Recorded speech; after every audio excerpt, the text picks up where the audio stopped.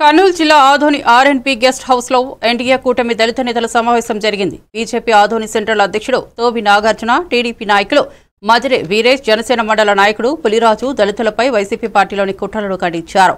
YCP ప్రభుత్వం దళితులపై ఎన్నో అరాచకాలు, అన్యాయాలు చేసిందని, ఒక దళితుడిని చంపి డోర్ డెలివరీ చేసిన ఘోర ఘటనలను ఉదాహరణగా చాటారు. వైసీపీలో ఉన్న దళిత నేతలు ఈ విషయంపై స్పందించలేకపోవడం ఆలోచనీయమని పేర్కొన్నారు. కార్యక్రమంలో కూటమి పార్టీ నేతలు, ఎంఆర్పీఎస్ దళితులు పాల్గొన్నారు. నాయ బ్రాహ్మణుని కులం పేరు పెట్టి దూషించినటువంటి ఘనత మా మాజీ శాసనసభ్యులు శ్రీ సాయి ప్రసాద్ రెడ్డి గారు. కులాన్ని పేరు పెట్టి దూషిస్తూ ఉంటాడు. అదంటే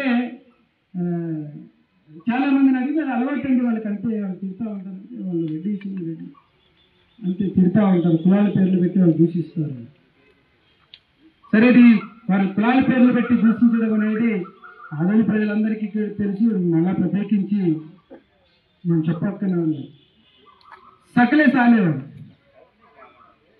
వారిని అతి కిరాతకంగా దూషించి మీరు భజన చేసుకోవాలి అని చెప్పి చాలా దారుణంగా అవమానించినటువంటిది మన అందరం కూడా చూసి, ప్రధానంగా ఎస్పీకి సంబంధించినటువంటి మా దళిత సోదరుల ఫంక్షన్కి జిల్లా ఒక పెళ్లి కార్యక్రమానికి ఎస్పీకి సంబంధించినటువంటి మా దళితులు జిల్లా పెద్ద గారు ఒక వైసీపీ నాయకుడిని ఇక్కడికి ఆహ్వానిస్తే అది జీర్ణించుకోలేనటువంటి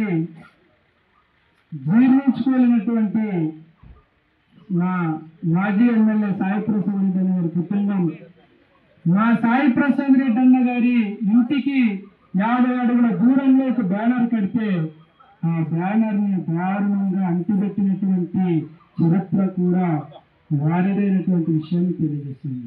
మరి ఆ రోజు దాంట్లో వైసీపీ పార్టీలో ఉండబడేటువంటి దళితులు ఎందుకు ప్రశ్నలు లేదో నేను రోజు బాధపడతాను. ఏది ఏమైనా ఈ రోజు నా దళిత సోదరులు చేసినటువంటి కార్యక్రమాన్ని నేను చాలా గర్విస్తాను.